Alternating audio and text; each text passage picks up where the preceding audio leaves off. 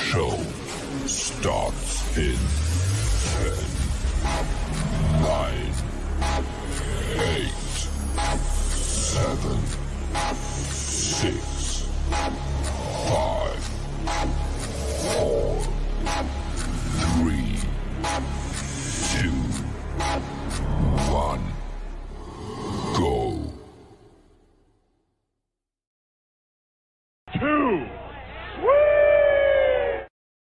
Bells and belts. What's going on, baby? It's your boy Cedric coming back to you guys on a Wednesday. Got my tag team partners, Bro Cephas, Jody, Man Up, and I got JD. Gentlemen, good evening to you all. What's up, everybody? What's going on? How everybody doing? You know, I had that jet lag from last week. So how's everybody doing today? Are you still jet lagged from last week, sir? I mean, you went 90 miles down the road. How, sir? I can see Nesh is in the house. Yeah, Nesh is in the house. Yeah, I can see if you came back for freaking Continental or whatnot. You went 90 miles down the road on a plane. Shut up, sir. Shut up, sir. It's a little bit more than 90, but yeah, he has a point. Oh my God! But yeah, those are belts on a Wednesday. Damn you, JD! Damn you, JD! Hey guys, we got this show for you guys that you guys picked right there, Joe. Well, some people did. We didn't get a whole lot of votes, but the votes we got clearly wanted to see this episode. So, we did have a little poll, and we're going to get to those other shows too because there were some good ideas. But tonight, we're really going to talk about situations or wrestlers we think could have won a championship. Now, to explain, this is not a who should have been world champion in their career type situation. It can be if you want to talk about that. But we want you to participate too in the comments. Talk to us about our choices, and then also give us your example. Give us your example of somebody you think could have won a championship, but also let us know what time period they could have won it, who they would have won it from, etc. Yeah, it's not just hey, so and so should have won the championship. It was like, okay, they won the championship. Why do you say that? What's the what if? Give me that. So, also, JD, I think we got something for the Bells and Buzz community. I think yes, we do. We do absolutely. We have got a little treat for everybody here at home. Man Up followed up on his commitment. Shout out to Man Up. Fair play, sir. Fair play.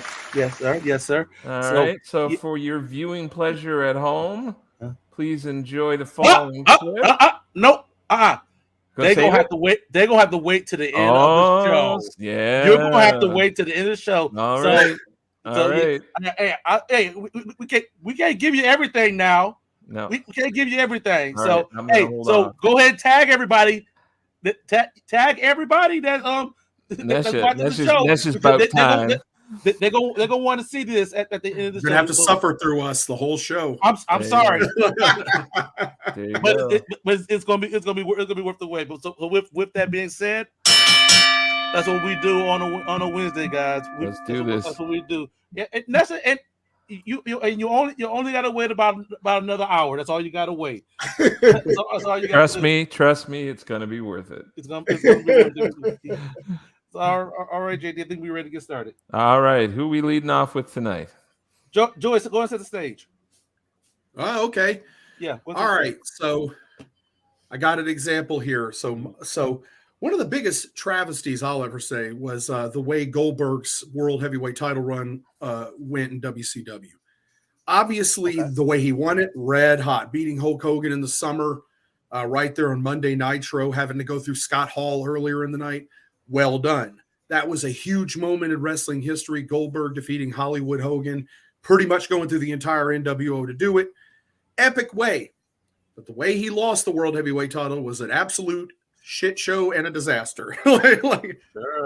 Sure. So in pro wrestling psychology, all right, let's look at things.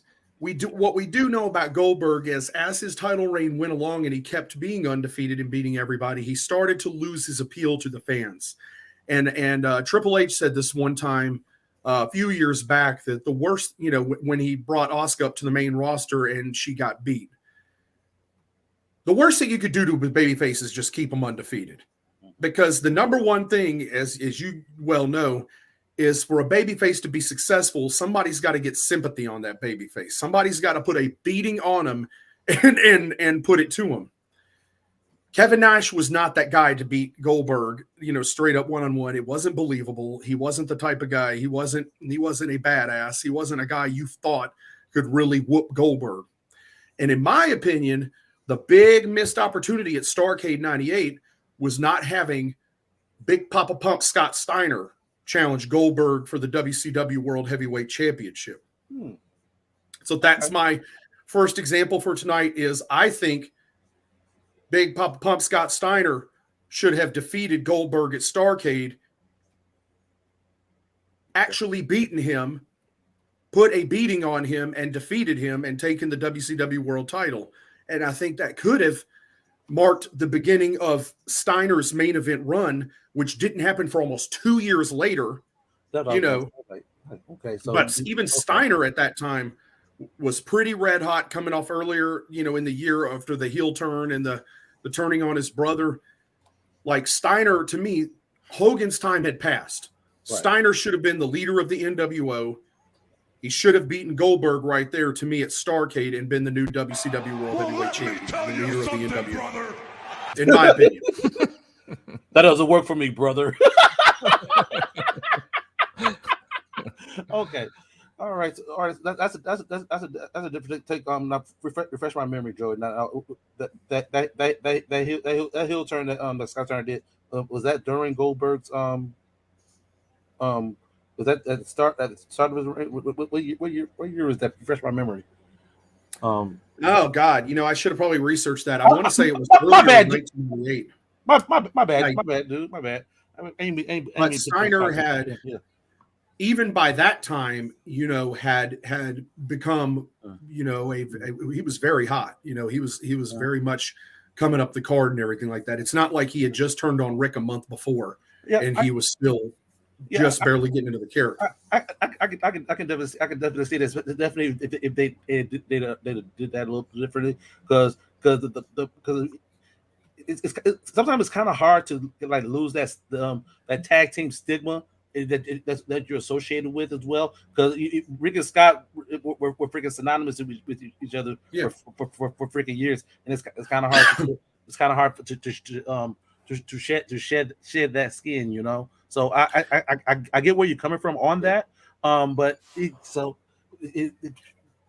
definitely already changing his look and character. I think was a big part in making that. He was already officially had taken over as the temporary leader of the NWO Black and White by this time. Okay, he was getting pushed. He was on every dirt sheet with those shoot style sort of promos he was doing, cutting on Rick and cutting on the WCW in general. He was pretty hot at that time. So. Yeah. And he's a guy that believably could have beaten the crap out of Goldberg and beat him for the world title. Well, if you look at the landscape of WCW, just to piggyback off what you were saying, if you look at the landscape, other than Hogan and Scott, who were the other sort of credible heels at that time in the promotion that could sort of give Goldberg the sort of the competition he needed. If you look back at Hogan's run in because traditionally whenever you run a face in a title position and you keep them there, you need a string of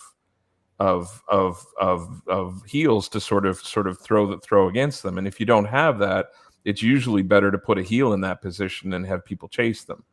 And so Kurt Hennig did a good job of that. Kurt was one of the guys that really had worked with him to get him over, get him experience working on top and stuff like that. But and then Giant had done it, but Giant was still not really a great in-ring performer. So for him, it was really Hennig. Then he had the match at Halloween Havoc with DDP, who was not a heel. Right. So that was a babyface. And DDP was one of the guys that kind of had a longer match with him and got more out of him and took him further through it. But when you look at it, but I would argue that wasn't going to be Macho Man. It wasn't going to. That was a big part of the failure of his run, and in Goldberg's run, is that they just didn't have that set up for him on the other side of the Hogan win. They just didn't. That was the payoff, and then once that happened, they really didn't have the program for him. They needed to run with a monster face.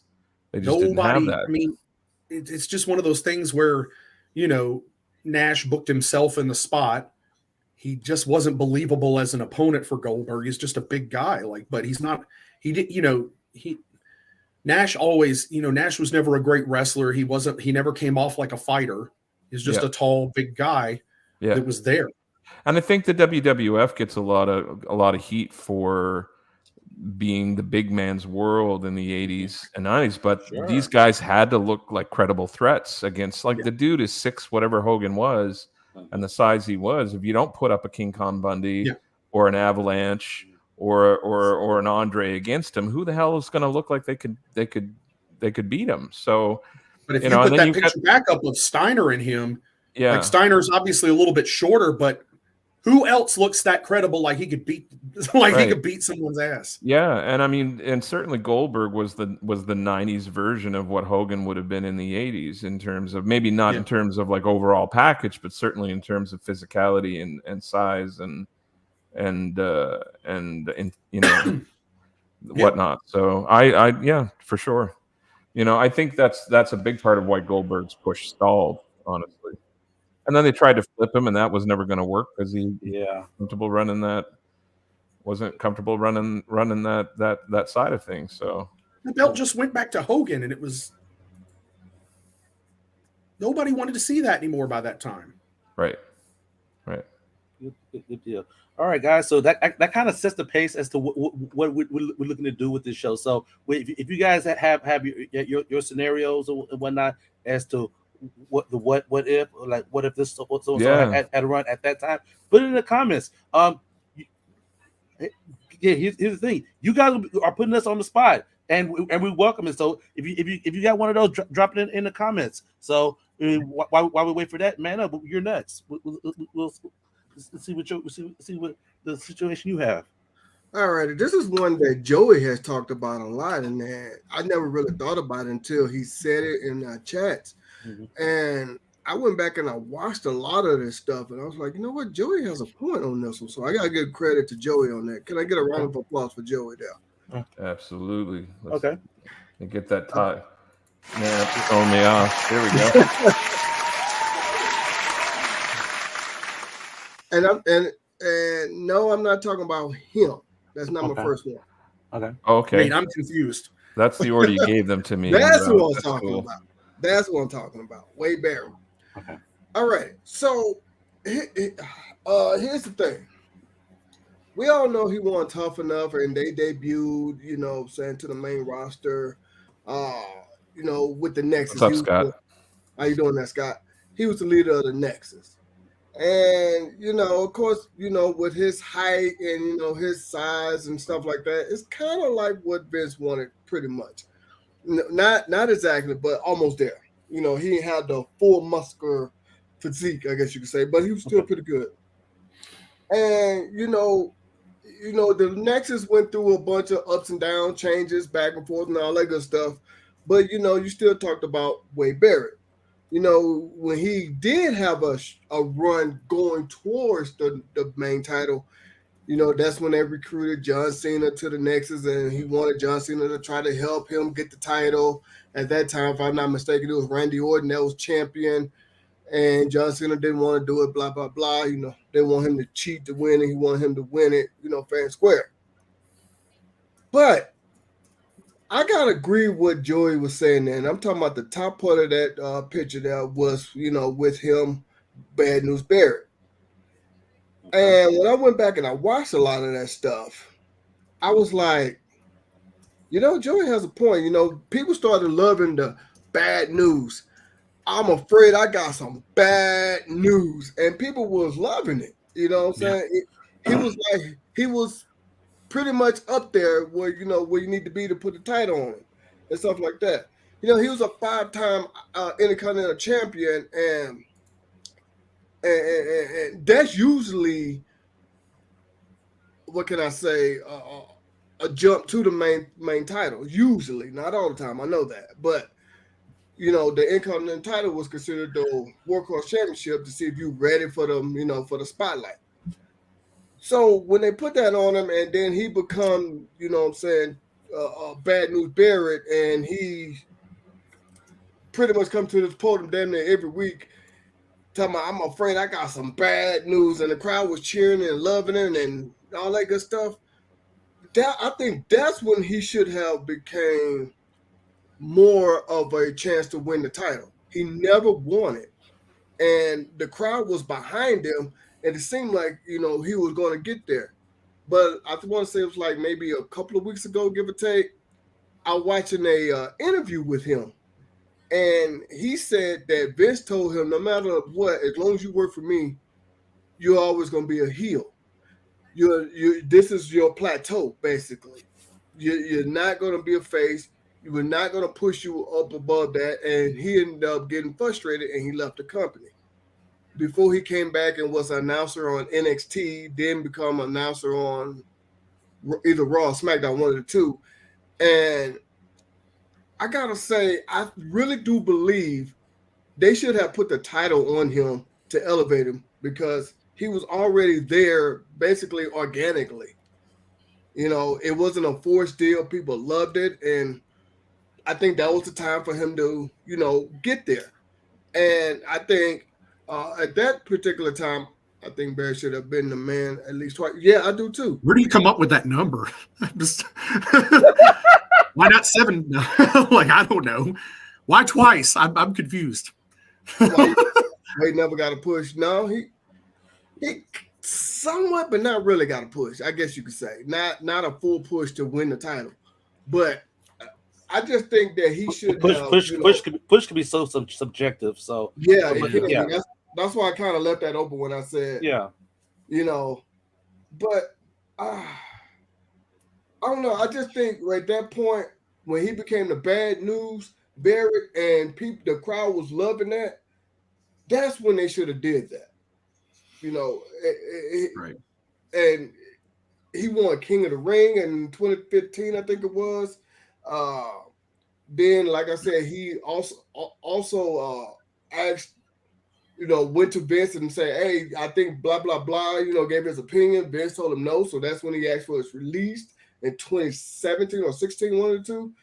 Then he came back and became a commentator for NXT in 2020 and 2020. Yeah. Either early this year or late last year, he became a main roster commentator for Raw, SmackDown. Yeah. Off the top of my head, I think it's Raw, but yeah. So I just think that's when they should have did it. So I gotta give kudos to Joey for telling me that and putting that in my head. And I was like, he's right. So I gotta give Wade Barrett some props on that one. Okay, all right. I don't know. Maybe I'm in the minority. I just didn't see Wade Barrett as that guy. I thought the bad news gimmick that was, I think that was the best iteration of him. But I still didn't see him at that level. But yeah, I think the only thing I would pick fault with in what you said is that the idea that he's going to get a push by putting the belt on him. Ideally, if you're booking it properly, the guy's going to put shine on the belt, not the other way around. Putting the belt on somebody that isn't ready to carry it, or doesn't have the people behind them, or doesn't have the momentum, actually usually drowns people. It usually doesn't. They usually end up like, I'm trying to think of what's his name. He's on AEW now, Jack Hager. Yeah. That's a great example. Like putting a belt on somebody early when they're not ready to carry it and they haven't earned that sort of momentum just chokes them. There's perfect examples of it. Jinder Mahal, and to a degree, I'm going to say a name right now that a lot of people ain't going to agree with, but Drew McIntyre. Okay. Even when he was WWE champion, really didn't. Yeah. Other than that, I don't just like I always think you never know how a push is going to go, and definitely if he'd gotten, I think it's been well documented that he got screwed over in his Nexus period there towards they were on fire at that time. Yes, it was. They were the biggest thing going at that time, and He definitely wasn't ready to be the champion then. No. But I think he was ready. Out of all of that group, he was ready to get pushed up into that next tier. Like I think he was ready for the Intercontinental title around that time, probably something in a mid-range, and then something maybe after that later. But he was definitely ready to. He was definitely one of the standouts in that whole thing, and he was a big part of his five IC title reigns were just times when he wasn't ready, like during that time when they were doing the core and stuff like that, where it just meant nothing. I have to remind you, the Intercontinental belt around that time got put on people like Ryback and Joe Hennig. What was his name? Curtis Axel. Yeah. The guys that were not over and didn't have any business carrying the belt and even the Intercontinental belt. So it's like, I don't agree that around that time. I mean, I will agree that, Wade Barrett during the Bad News Barrett time should have been pushed as a babyface, but you got to remember he wasn't going to be, because that was the time they thought they were pushing Roman Reigns starting to push Roman Reigns up as a babyface, and that wasn't working. Right. So, it was already not working, and Wade Barrett got cheered in a match with Rey Mysterio, and they were booing Rey, and they popped huge for that bullhammer at the end where he knocked Rey stupid and pinned him, and it's like, Vince somehow stupidly thought he was going to go out there and get heat. They didn't want that. They wanted him to be a babyface, and that time would have been the time at least you could put an IC title on him and heat him up and and get him to the point where eventually he could get a world title run. But you got to see, if that keeps going, if that wave of over. But like you said, him having a conversation with Vince McMahon, where Vince was like, nope, you're not going to be a babyface. You'll always be a heel. And it's like, huh? That's what I was laughing at. I'm sorry. Go ahead. I think that's cooling off right now. It's there, but it's cooling off now. But yeah. Anyway, all right. Yeah, JD. All right, so my first choice is kind of the butterfly effect of the wrestling world. Butterfly effect being like if you went back in the time machine and stepped out of it and stepped on a butterfly, how would that change the trajectory of history? This is one of those what if moments. If you went back in time and changed how this played out, would it change the landscape of professional wrestling? So my choice is not that this guy didn't get championship opportunities, but I'm talking specifically about 1983, right? And Hulk Hogan's potential or suggested run as the AWA champion. Yeah. He was at the end of his. So it's 1983. Right. Rocky III has just come out. Hulk Hogan is getting all kinds of popular media attention. He's been seen by millions of people around the world in this film. He's jet setting between Japan and Minnesota. He's in the AWA, but he's also working for New Japan, and his contract is coming up. So Vern has apparently made a promise to Hogan that he's going to put the title around his waist, that he's going to give him a run with the belt. The problem is that Vern didn't traditionally run faces as champion. He liked to put the belt on. He liked to keep, and really it was at that time really kind of flip-flopping between him and Bockwinkel. So Hogan wasn't really the first guy he wanted to sort of put the belt on, but he also didn't want Hogan to go to another promotion. So he was trying to sort of lock him down. He had a match with Bockwinkel in 1983, and they awarded him the belt. He won, but they took it from him on a technicality, because during the match, when Bockwinkel sunk in a sleeper on him, he backed him up against the ropes, and Bockwinkel went over the top ropes. And the AWA, of course, had that famous rule of nobody goes over the top rope, or it's an immediate disqualification. So they put the belt. He pinned him with a leg drop. They put the belt around Hogan's waist. And at the end, the referee announced it a disqualification, or somehow one way or the other there. So what was going on behind the scenes that maybe some people don't know is that Gagne had been selling Hogan merchandise without Hogan's permission while he was overseas in New Japan. And Hogan found out. So he confronted him and tried to renegotiate a new contract. Gagne offered Hogan, let me see what I got here. Gagne offered Hogan, he wanted him to sign a contract that would give him the bulk of his Japanese earnings plus his merchandise. Hogan claims to have countered with a 50-50 offer. Gagne declined, and so the rest is history. Hogan goes to the WWF, and you get that partnership that we got between he and Vince McMahon. So an interesting conversation is, how would this have changed the trajectory of the territories, the trajectory of the AWA, and the trajectory specifically of the WWF at the time if Hogan doesn't go there? That's definitely a good what if, because if they put the belt around them, I gotta, you have to refresh my memory on this JD.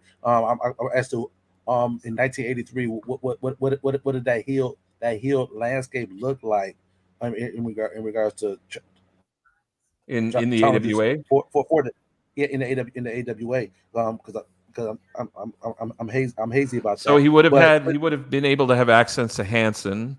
He would have been Okay. able to have access to, obviously, Bockwinkel.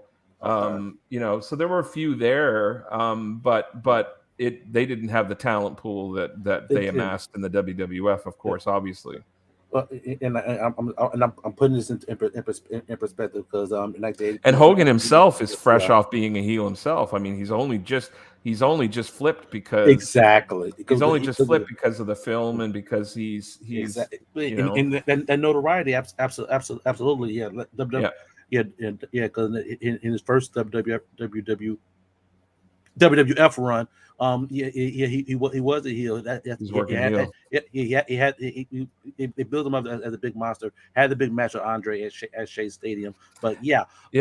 And I've read that the big part of Vince being able to go into the territories and being able to buy up talent and offer some of those initial payoffs and contracts, a lot of that money was being generated by Hogan initially.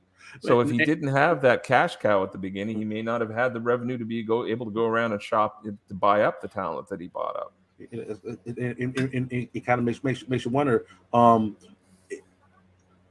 At that point in the AWA, if they put the title on Hogan and whatnot, could that potentially be the catalyst for more talent to come into that territory and have a relationship, and could it potentially that's the question, right? Because Vern being kind of set in his ways and kind of a traditionalist, you wonder if he could have if he would have been able to market on the popularity of Hogan at the time, you know, and obviously I no, probably not. So so we not only do we not get the territories sort of getting sort of squashed by the WWF and the way they're going in. We don't get the WWE growth that we see, and we don't see, and when the AWA, probably Hogan's career doesn't go off like it did in the WWF. So it's an interesting thing. It's basically AWA gets a little bit more live, but then it eventually fizzles out due to not. Well, no, because I think if we still have the territories and we still have people not getting tied into these contracts and people are able to jump around, I'm wondering if the territories are still here. Okay. Yeah. Okay. Well, I'm going to get on the phone and call Doc Brown and Marty McFly. I got to go back. No, just kidding. I'm just kidding. No. That's definitely an interesting take on that JD. Mine, I'm gonna fast forward about three years from your time, because as we all know, as a result of him leaving the AWA, he went in to be the man in WWF. Won the title January 23rd, 1984. They went on the road, and they had a whole lot of different challengers and whatnot. making rounds. They have what they had. I think they had three teams going out. The A show, the B show, and the C show. Hogan was the A show, and and they were up and running all across the country, hitting all these different spots, whatnot. Sometimes Hogan doing double dip duties on the weekends. So the, with that being said, he had all these different challenges and whatnot. Yeah, and I would just not to cut you off, but just recently on Rogan, I was saying to you guys backstage, this is news to me. Hogan was hands on with talent recruitment. So when he was doing these shows on the weekends and things like that, he's out there. They're purposely booking shows in territories against other shows on the same night, and then he's also then going out and meeting the wrestlers during the day and selling them on the idea of coming into the WWF. So interesting, actually. Exactly. Like the man was getting the talent to line up the talent to freaking work with. Mm-hmm. Fast forward to the first WrestleMania, where you had him and Mr. T going against Piper Orndorff, had Snook in the corner, had Orton in the corner. That was freaking huge. It did a lot of outside promotion and collaborations and stuff like that, and to make all that a big deal. I want to focus on the person that was in that context, and I want to go and bring it up, JD, Mr. Wonderful Paul Orndorff, as he in doing my research and whatnot, during that period that Hogan was champion, he had the most televised matches for the championship with Paul Orndorff. A lot of the matches was on like on the MSG network and whatnot. But like that just like the just the basis of it. But I'm going back to 1986 and whatnot, because after WrestleMania, Orton and Piper turned on Orndorff, and Orndorff became a pseudo baby face team, eventually teaming up with Hogan, going against Piper and Orton and whatnot. So and yeah, definitely, absolutely. But yeah, going back to in the late spring or early summer of 1986, he was getting teased as Hulk Jr. because he was following Hulk or whatnot, and that brought shook nerve for them and whatnot, and that led up to the tag team match with the Moondogs, in which he was dominant to try to step out of the Hogan shadow. Then that eventually led to the match with Hogan and Orndorff going against Stud and Bundy, in which Orndorff turned on him, dropped that freaking power driver. That was freaking huge, because up to that point they didn't have someone that turned on Hulk and whatnot. What resulted was some of the best business that they had at with a credible challenger in Orndorff to take that title. They drew over 60,000 people into freaking Toronto, and Hogan and Orndorff. Orndorff was hot as a heel. He went on to win most hated wrestler of the year in PW Wrestling Illustrated. And I truly felt that, like at that time, that he could have been that credible threat to dethrone Hogan at that 2-year mark as champion. Cool. It's a good one. I can't disagree with anything you said. I got a question for you guys. Man Up might know the answer to this. Who was Vince Jr.'s first successful heel world champion? Superstar Graham, right? Yeah, and then after him, who? Vince Jr. or Senior? Vince Jr. Vince Jr. Vince Jr. Superstar Graham was Because Senior was Senior's, Oh, right? okay. So who was Junior's first successful heel world champion? And what I mean by successful means like sustained run. Macho turned in the middle of his. Yeah, He did, but Towards he was face when he won it.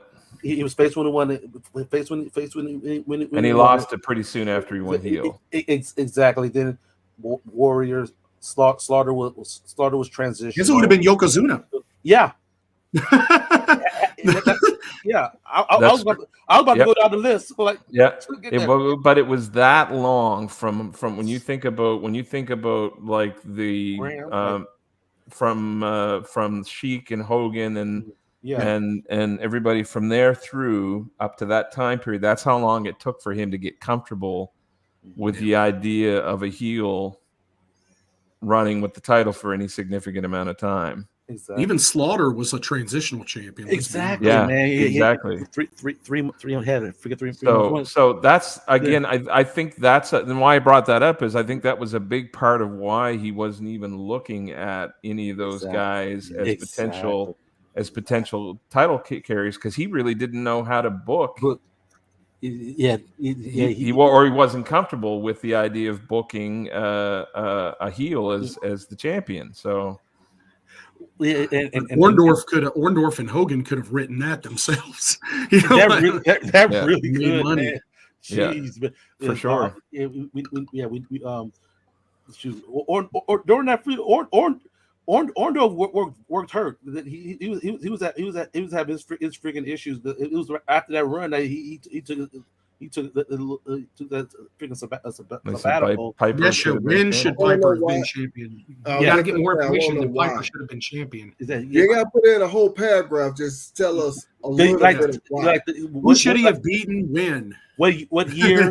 all that. In my opinion, after the Brett Piper IC trade-off, I felt at that time moving Piper into the title picture maybe would have made sense and starting to move with him Flair, into a feud with Flair could have been absolutely really at that time.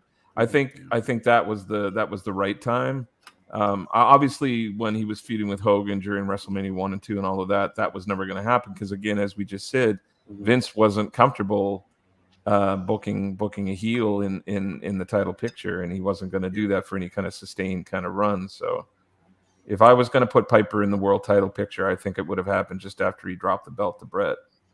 Yeah, but that was also a short run for Piper as well as the Intercontinental Champion as well. It was good story though, but it was a great story. That was So hell of a match. And he showed that he's willing to put he's willing to make guys. Like what more can you ask from somebody with that kind of tenure? Exactly, and this is the time because you could truly count on your hand. I mean, like folks like pinned Piper, it wasn't that many.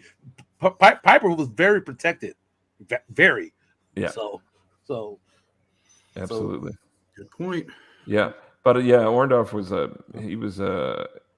I mean, man, his intensity was off the charts. So exactly, and Mr. Wonderful, I loved everything about another believable heel that could have got the heat on Hogan and he more. He could have. Absolutely. So yeah, freaking Orndorff is like timing, booking, missed opportunity there. Yeah, it truly was. All right. All right, Joey, we got another one for us. Yeah. So of the long career of Scott Hall, his WWF run, WCW run, and everything like that, I feel like if there was any time when you could have made Scott Hall a world champion, it would have been the very first episode of NWA TNA. Really? Cue the graphic. All right. Boop. This is the night I think Scott Hall should have become a world champion of professional wrestling. The timing was right. He was still pretty hot. The crowd was into him this night, and he had the perfect dance partner to have a feud with right out the gate in Jeff Jarrett. That's a feud that happened in WWF and WCW. Hall and Jarrett had a lot of good chemistry together. Mhm. And I feel like instead of Ken Shamrock, who I feel like his title reign just kind of fell flat, Yeah. and there really wasn't a lot, for him to do. Just Shamrock was not a very polished pro wrestler, in my opinion, and it kind of showed in TNA. He just didn't have people that like he did in WWF to protect him and make him look good. Well, and in his defense, he had 1 foot back in MMA at that time as well, so he was flip flopping back and forth. So, but Hall, to me, winning that gauntlet for the gold that night, and like if you had him pretty much last, finish it off with Jarrett in a 1-on-1 match and pin him, because I think a lot of people expected Jarrett to walk away with the belt. Yeah. First night, but I think that was the opportunity. Scott Hall is the NWA World Champion at the beginning of NWA TNA. Could have been a lot of buzz for them, could have been a good opportunity. Of course, again, the crowd was really into him, and he had immediately starting out TNA with a feud with him and Jeff that led a few months down the line to Jeff getting the belt. I think really could have been a red hot feud starting out with TNA instead of Shamrock again working with like a green, Malice, aka the Wall, who wasn't very good. Again, Hall and Jarrett worked a lot of matches here at the beginning of TNA too. I just feel like that was your opportunity to make Hall a world champion in wrestling, and he could have made a big difference as the champion there. Absolutely. I remember I was listening to Jeff's podcast in depth and the infancy of TNA. Like he it was good bringing those guys in, but he that at the rate and whatnot. That definitely wasn't something that they could sustain. Potentially they could deal with areas the champion made the periodic appearances whatnot. Yeah, done correctly. Yeah, that could definitely work. Mm-hmm. Absolutely. Although I have to say this because it's kind of a butterfly effect thing too. If he had gotten the title. And they were able to draw more sort of established stars and keep them for a while. Do we get the X Division? Do we get that cutting edge? The X Division was happening already. It was. But I mean, do they long term run with it, or do they make the WCW mistake and sort of start programming what was more than what is going to be? And so it's an interesting thing. Like I wonder if we put too many established names in that promotion early on, do they just coast on those names, or do they make new names and invest in that? I don't know. I think they would have, but it's an interesting thing to wonder. So I think if you listen to Jeff talk about it too, he wanted Hall to be the champion. I think he was kind of outvoted with that, and they wanted Ken, and the NWA wanted Ken. And I think probably too at that time. I mean, Scott's issues were kind of known through the business by that point, because he certainly had some issues down at WCW before that folded. Right. So that was probably a factor in some of that as well, in terms of people not wanting to sort of take a risk on it at that time. Yeah, I don't know. I don't think those issues necessarily would have translated to a Wednesday night, weekly show. And again, it doesn't have to be I don't think I disagree, Scott, because from the beginning, AJ Styles was the first signee of TNA for a reason. They knew what they were doing. They wanted to build the company on guys like that. Yeah. I think it would have been longer before AJ got thrust into a main event picture and gotten a world title run. Yeah. And that could have been for the best also, because he kind of got propelled up there too soon when he wasn't ready to be the NWA world champion either. When he had to kind of work with Jeff early on, because there wasn't really a lot of opponents again. I think definitely he would have been that fixture and mainstay. I mean, they threw the X Division and World Tag Team titles on AJ right off the bat. Like they hitched the thing to him. They knew he was going to be a star for them. Absolutely. All right, cool. Good stuff. We got about 15 minutes left. If you guys got one, go ahead. I got one real quick here. I can throw it. Okay. This one might surprise people. This takes us to 1993, I believe. Yeah, 1993, and I'm talking about Davey Boy Smith's year-long run in WCW.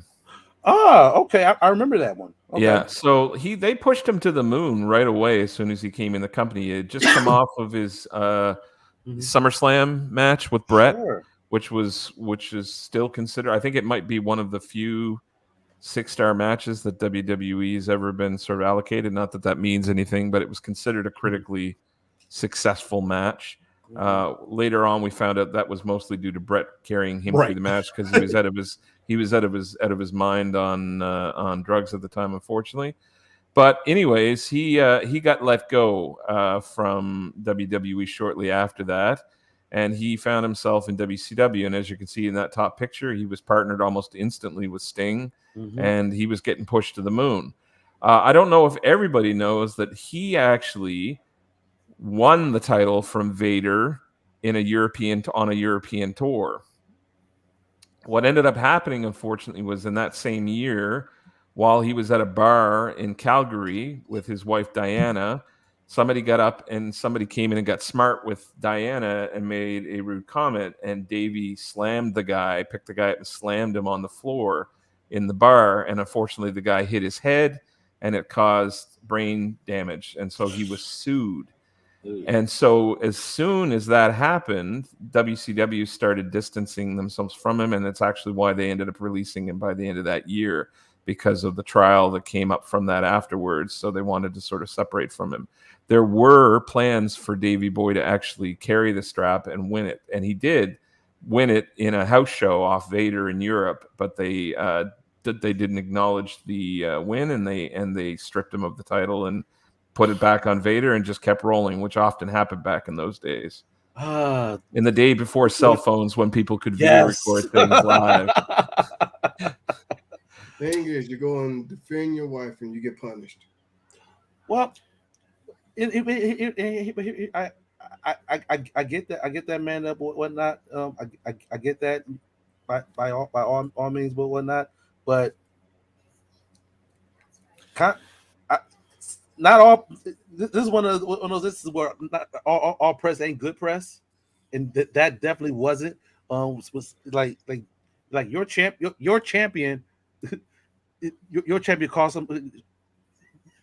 somebody brain damage. Mm-hmm. Well, let me say this about Davey.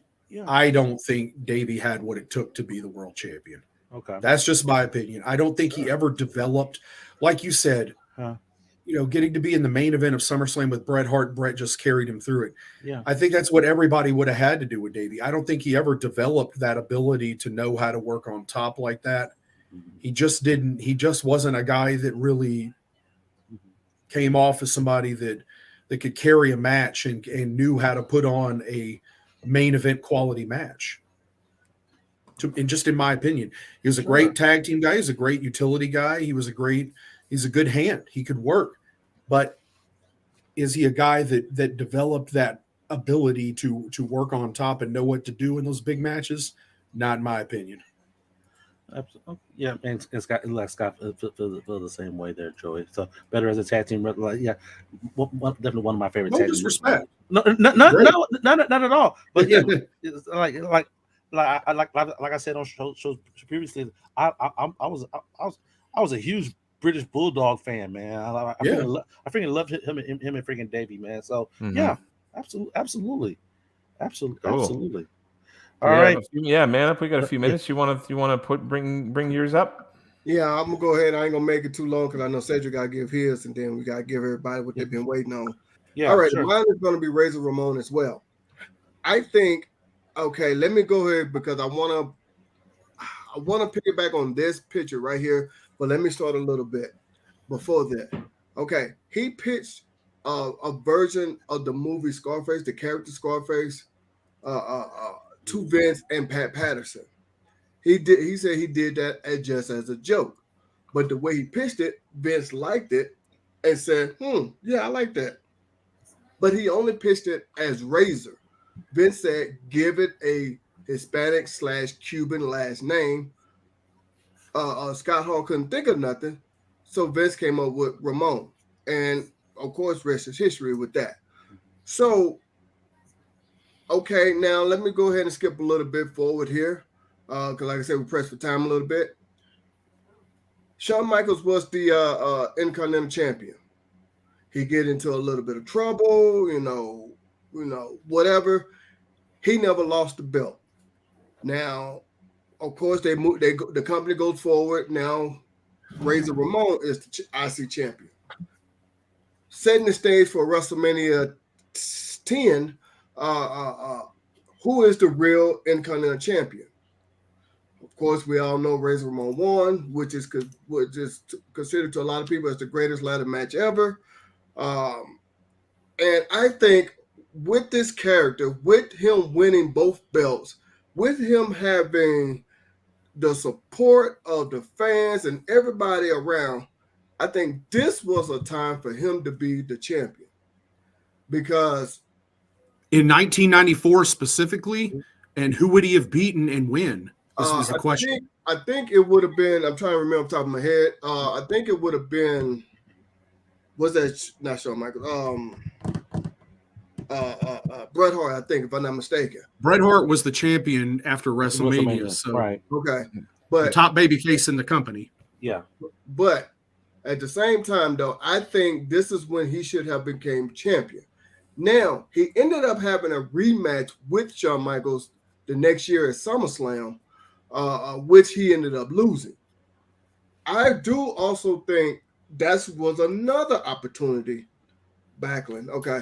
I think that was another opportunity for them to, take that star power that he had created, because everybody loved that character, the bad guy. If I'm not mistaken, I'm trying to think off the top of my head before I confirm this, but if I'm not mistaken, he was the first bad guy that people cheered, and they loved it. So why not? You know what I'm saying? So, but the question is, we get what you're saying, but who should he have beat when? Yeah. Okay. I think you can't conceivably say he should have beaten Bret Hart for the title, and Bret's the top babyface. Razor is number 2 or 3 babyface in the company. Okay. So they're not. It's not like Vince was going to do a match with that where Bret was beaten by him right after winning the belt. So are you saying that instead of wrestling and being the Intercontinental Champion, he should have won the WWF title at WrestleMania 10? No. From Yokozuna? After that, that's when his star power basically rise, when he became the undisputed Intercontinental Championship. Okay. Excuse me. I'm not saying at that moment or that match. No. Right. That's when he became it. Okay. And So when? But here's the thing. I understand. At that point, he was his hottest. Okay, like in that scenario in which he was his hottest. At which point and beating who do you say like he I'm trying to think off the top of my head. I can't remember right now. Who would he be in the program against to win the title? So like, probably, does he go up against Bret or does he drop? Put that comment. Put that comment. The last comment. Now, after Bob Backlund beat Bret in the submission match or whatnot, and then Backlund was a transition, and that's when they had. But he was Intercontinental Champion at that point, wasn't he? Wasn't he still? I want to say yes because he still was. Yes. Yeah, I think he still was because I think he wound up. This was 1995. He won it back from Diesel at SummerSlam. Yeah. Then he carried it until 95 and lost it to Jarrett. Right? No, he lost to Shawn Michaels at SummerSlam the following year, 1995. That's 1995. That's a different year. Yeah. But I think those are 2 moments I think they should have went ahead and went with that star power. That's what I'm trying to say. I'm trying to think of who was the champion. They're saying Diesel. Okay, fine. I mean, Bob Backlund, I'm sorry. Okay, fine. But I'm thinking, okay, Bob Backlund at that time, too, way past his prime. Way done. But he wasn't the champion for a couple days. They only took it off of Bret to move it to Diesel. Okay. So Backlund wasn't some champion you could book matches with, like ideas like that. No, I ain't saying that. The only reason Bob got the belt for 2 days or whatever was so he could drop it to Diesel. Okay. So you're looking at either Bret or Diesel, and then at that point where Diesel was being pushed as the top babyface, even though, let's be honest, Bret still was. Right. So that's my thing about it is you're saying they should have capitalized on him as a babyface, but my whole thing is he definitely did not have the star power Bret did. In 1994. Nobody said that. But the thing is, when we say like you capitalize on the star power, you saying he was at his hottest like after like two big freaking wins. He's at him as the intercontinental champion. You saying he should have got a run at that time. You also look at who's in place right now. Was him as the intercontinental champion hotter than that current champion?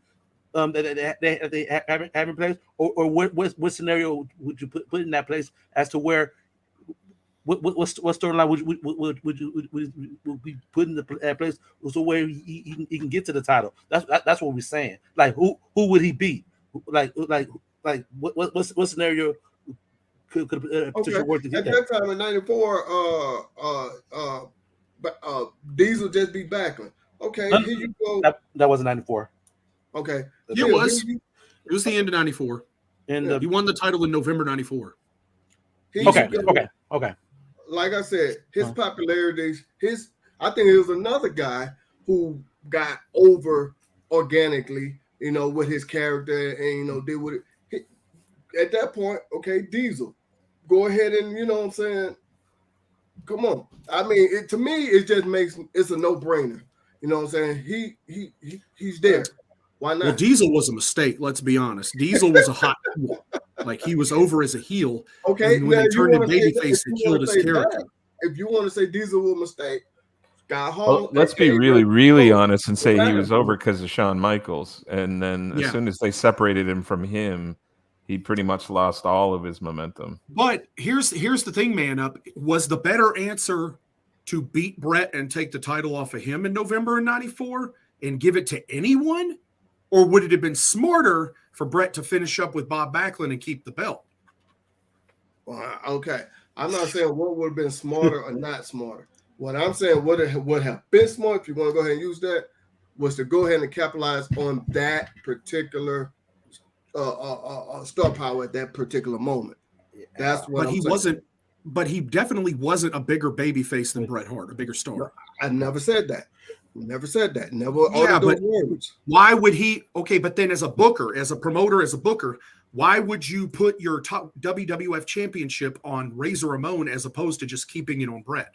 Because I think the real mistake was taking it off of Bret at Survivor Series 1994 in general, and putting it on Diesel. But if you're saying instead of Diesel, put it on Razor Ramon, why?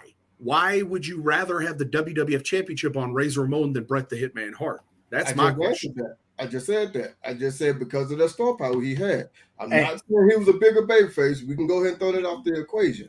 I'm saying because of his star power is what I just answered that. And so you basically double talking because you're saying that star power. You basically saying that capitalize on that star power. Even at his hottest, you think you're saying that he's on the same level as Bret Hart, and that's truly I don't see it. I just don't. Yeah, I don't either. Not at that time. Yeah. It is what it is. It is what it is. Okay. I have to disagree with that one. I think the biggest mistake was taking it off of Bret. Period. Yeah, I don't. I think we should have gotten. I think if you had Bret go to WrestleMania and work with Shawn that year, then you would have had a better story coming back when Shawn did win the title in the Iron Man match. But and that's the thing. Shawn emotional damage. But I don't see the point in booking another babyface to be that to me was the biggest mistake because Diesel was champion.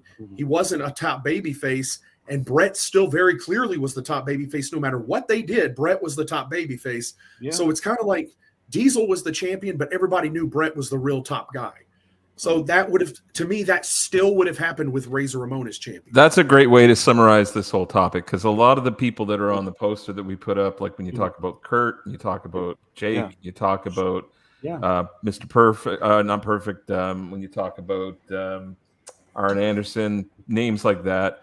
These were people that were over with the people or over with the fans, but not necessarily over with the office. And so whether it was a question of timing in terms of the landscape of who were champions at the time or whatever the case may be, These were people that the people perceived as being the best at that time, whether or not they got to carry the belt or not. So yeah, exactly. Right, and that's why even Savage carrying the belt during the Hogan era, Savage had to turn heel, because in the same respect, he was always going to kind of look second to Hogan as the top babyface. Yeah. So him going from the number 2 babyface to the top heel made the most sense. And he went back to his place as the top heel, which he was before. Yeah. When he was Intercontinental Champion, also kind of. yeah. So And it's why they flipped Brett when Vince thought Shawn was more over. They flipped Brett, and that's just always going to be the way it plays out. So. And Razor, and let's be honest, Razor, Diesel, those guys couldn't have pulled off what Brett and Shawn did in the Iron Man match. No. That's when you can have a babyface versus babyface match, when it's going to be an hour-long wrestling clinic. Plus, I gotta say, because this didn't even come up, but I'll say 2 words for you: steroids trial.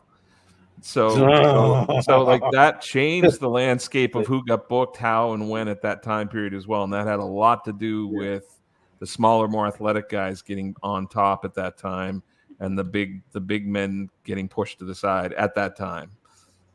Yeah, we didn't even talk about that part of it. So exactly. Oh, okay.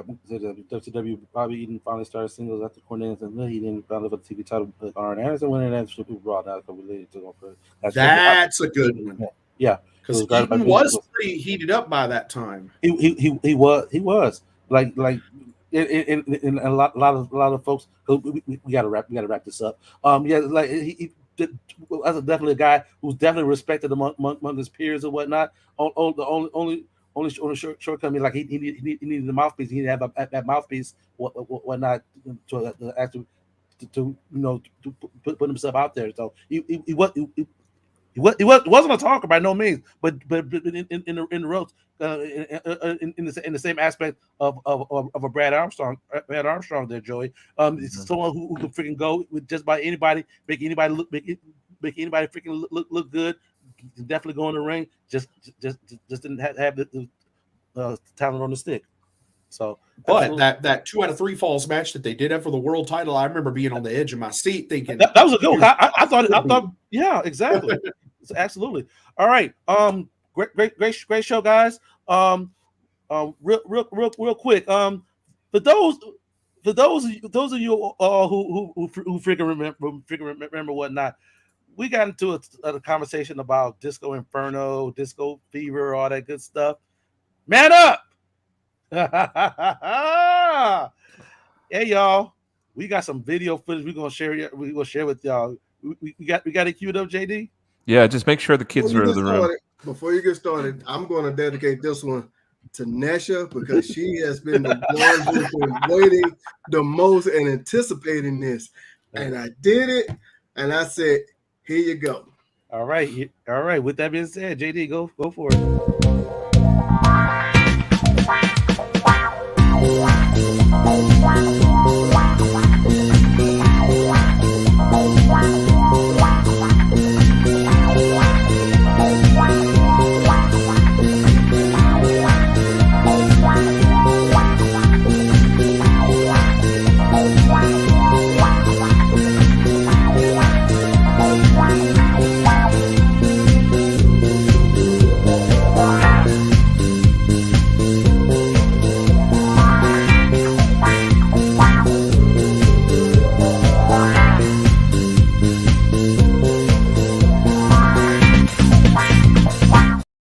Now, for copyright reasons, that was beautiful.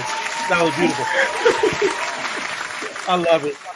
Now, for copyright reasons, we couldn't use the actual Disco Inferno song because but not. But Man Up is a team player, man. And he came through, man. I'm gonna have we gonna have gifs made off of that video. It's gonna be freaking lovely. That's gonna be the Man Up bootleg Tech 9 at the my Lord. Let you generic jobber. Yes, I love it. I have been getting that comparison since I started growing my beard. I don't know why. And with that being said, I want to start the Bells and Belts Disco Challenge. What? Submit your videos. Go ahead and make a video in your best disco attire to some generic disco music, generic jobber, Yeah. and go ahead and submit that on the Bells and Belts group. Exactly. Yes, Yep. please do that. That should be fun. That should be fun. We appreciate everybody tuning in this week. There, as always, continue to support us. Let's go around the horn, man up. Alrighty, so if you like what you saw here and you don't want to miss anything, because we do more than just these 1 hour shows.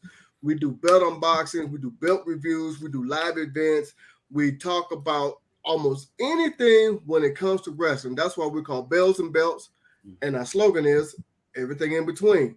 So if you want to see anything that we do on YouTube, you got to make sure you subscribe, and when you subscribe, hit that bell for all notifications so you don't miss anything. Joey, what else can they do? Join the Facebook group, Bells and Belts. Some of you are already in here, so I know you're in. But and also to say to the YouTube thing, you never know when Facebook could go down. So if you're not subscribed to the YouTube channel, you never know when Facebook's going to go down. So make sure you have both. And then, what Jason's going to tell you. What I'm going to tell you is you can also find us on Champions Belt Club. So you can find us on Bells and Belts Facebook group, and you can also find us in the Champions Belt Club Facebook group. We do daily trivia, daily history, wrestling news. We've got a Friday fantasy booking tournament. We'd love for you to pop in and give us your vote on who you think is the greatest NWA champion of all time. We're doing that tournament right now. And come hang out with us. Okay, awesome, guys, awesome show. Next month we come back at you with a monthly melee. Next week. Yeah. What'd I say? Next month. Well, it is next month. It is next month because it's the first of the month. I'm just saying. The guys will be here. I won't be here. I'll be back with you guys in 2 weeks, where we're bringing Wes Adams back to the show. So that's gonna be a great show in 2 weeks. But make sure you tune in this week with my tag team partners JD Man Up and Bro Cephas. They're gonna come at you with the melee. Biggest news in wrestling. I love it. So, all right, guys. So another great show. Y'all tune in again next week, right here on Bells and Belts. Peace.